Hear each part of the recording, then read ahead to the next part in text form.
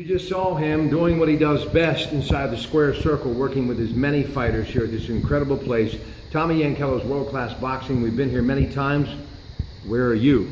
We are waiting for you. It's time for you to take control of your life and get off the bench and get into the game. Okay, here we go. It's time now to talk about Pacquiao-Bradley, the rubber match coming up Saturday, MGM Grand, Showtime pay-per-view, HBO Sports. I got a few notes here, but before Greg Ellis and get to my notes, Teddy Atlas, back in the game. I love Teddy Atlas, and there are those who question sometimes his stability because he's got a fiery temper, but I think, you know what, that's what makes his fighters always step up a notch. But he's up against another great trainer in Freddie Roach. Talk about these two trainers, Tommy, you being one, and why Teddy Atlas is significant to the game, and him being in the game, in the corner, makes the game that much better. Well, I think he's, of course, he's an analyst, and I think that he's real analytical, and I think he analyzes everything. And I feel like that's the way I try to be as well. So I think he's come in, and I think he's the last fight. I think that when he worked with Bradley, I think Bradley showed some more. He was more disciplined in the fight, stuck to the game plan that Teddy had wanted him to do. So I think that that's probably the biggest thing that he's working on, is for Pacquiao to come out with the right game plan and to not let his emotions get involved with the fight and to stick to the technical game plan. And I think technically he's just working on things to tighten Timothy Bradley up, because some of the things that I know is even Bradley, he'd get wide with his punches and keep his elbows out. And I watched him when he was training on some of the segments that they showed him training. He was working on technically keeping his making Timmy work on keeping his elbows in and just making him a better defensive fighter. And they're working on strategy on the boxing, just completely.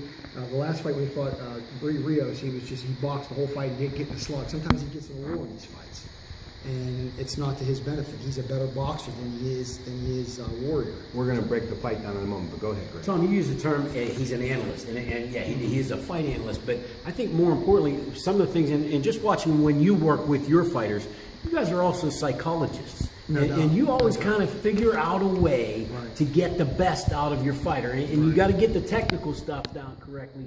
But you also got to find the right buttons to push. We're noticing you've done that over the years, and that's something that these guys, Teddy Atlas and Roach, do. They get into the psyche of these guys, and that's really what they need. That's why they're paying these guys the big money. There's no doubt. I mean, he's a motivator, he's a psychologist, a trainer. He's all in one. And I think he does a very, very good job. I mean, everybody's different. There's certain fighters that you have to motivate in a certain kind of way, and there's other ones that you motivate in another kind of way. So not everybody will respond to the way he does it. Yeah, you got to find the right button. Some guys, yeah. But I'm saying at the same time, certain fighters fit certain trainers. You know what I mean? Like, some guys respond to a guy that's really intense. Some guys respond to a guy that's really calm.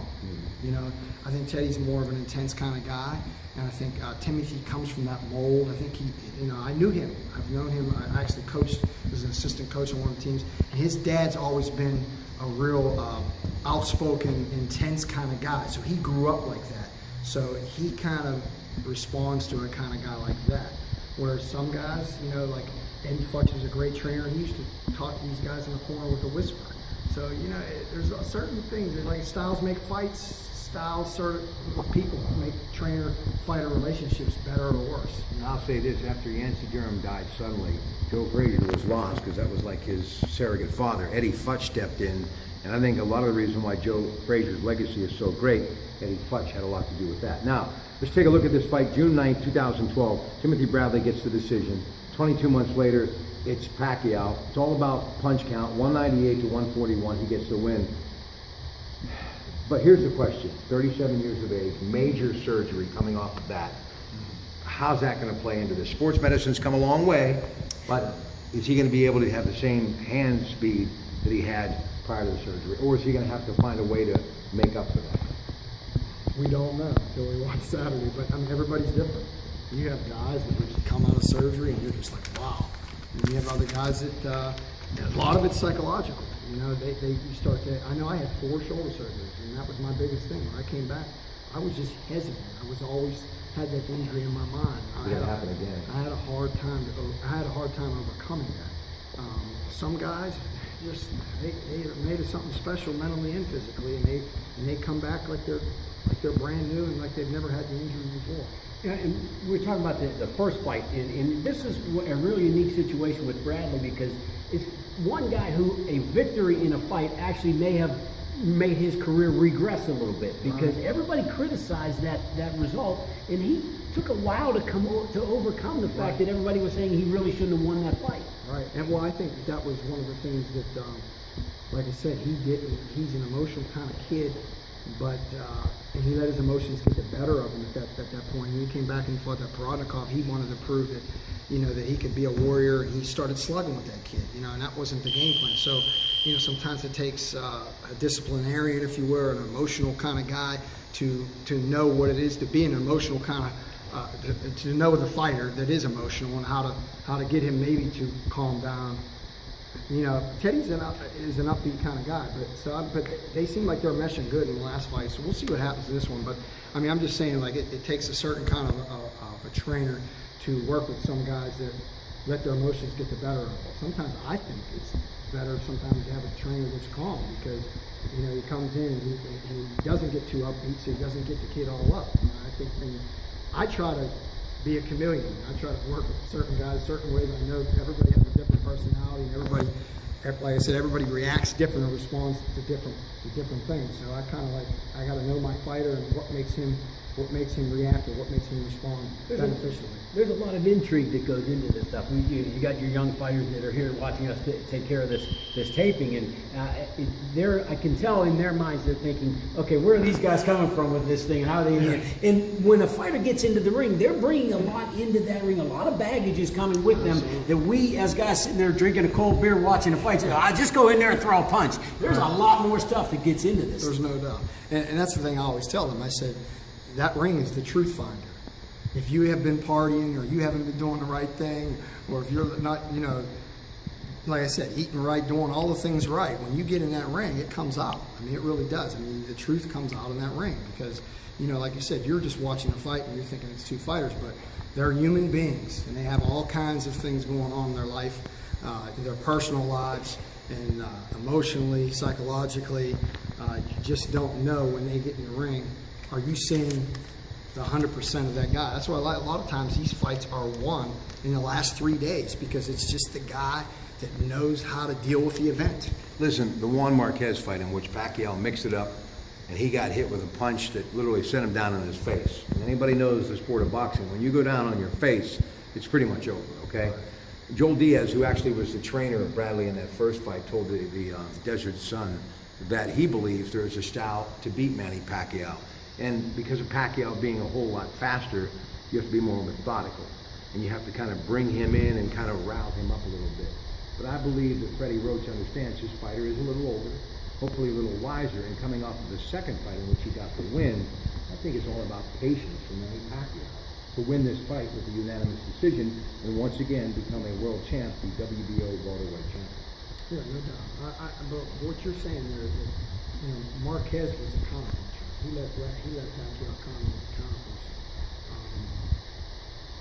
And a lot of times, guys that fight Pacquiao, they'll go right at him, and he's just so fast, left and right, and they become in slugfest with him. But what Marquez did is Marquez would punch. The difference between counterpunching and counterpunching the way Marquez does is Marquez was willing to take a punch, and he would stand right in the pocket, and he would punch right when Pacquiao's throwing the leg speed. He would catch him when he's punching. Because if you wait, he throws all them punches, and then when he stops, he's gone. You know what I mean? That's why, actually, I don't care what anybody says, Mayweather won the fight, okay? But Mayweather never put the licks on Pacquiao the way Marquez did. Marquez knocked him out, right? But Marquez couldn't do anything with Mayweather. That's why styles make fights. Who's going to win it? Who's going to win it? I'm going to go with Pacquiao. I think it's a good fight, though. Won't be surprised if Bradley wins, but won't be a knockout. Bradley's only got 13 knockouts. No, I don't think it's a knockout either way. I think Bradley's durable enough to go the distance. I have to take Pacquiao by decision the way he did in the last fight. Shoulder, if there's some reason that shoulder's not good, and Timothy can pull an upset, but I'm just leaning towards Pacquiao winning another decision, relatively close though. Right. Don't ask me. I had Ernie Els winning the Masters, and he shoots at 9 on the first hole. So I'll stick with Tom's decision. Tell everybody, Greg and I have been here for a few hours, and I've been here many times.